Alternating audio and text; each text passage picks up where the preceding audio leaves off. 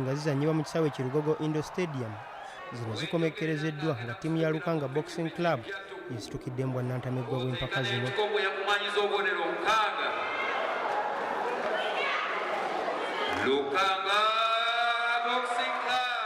Eneddiridwa East Coast Boxing Club mu kifo ekyokubiri ng'ewangudde Seddumo Wente, ng'ate Police Boxing Club yemalidde mu kyokusatu ng'ewangudde Kimeme w'Embuzi n'ebikozesebwa eby'enjawulo mu muzannyo gw'ebikonde.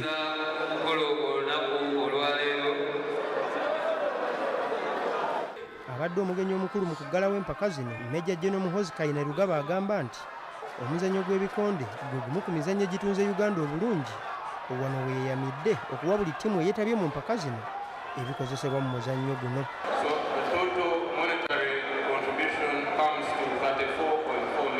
Era byonna bw'obiteekamu ssente bijja kuba obukadde 34 obwa Uganda bagenda okuba kwendaliza amaanyi nnyo.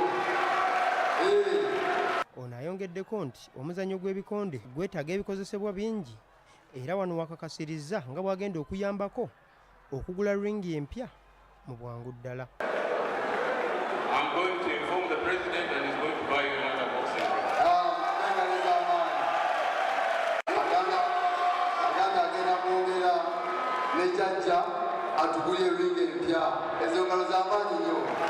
Abazannyi abasoba 50 be beetabye mu mpaka z'omwaka guno era abamu ku bawangudde emidaali gya zaabu kuliko Yasin Adinan, Solomon Geko, Shadil Musa, Yusuf Babu n'abalala.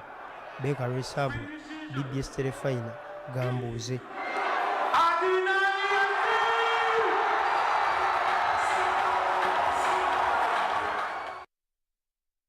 Ate omutendesi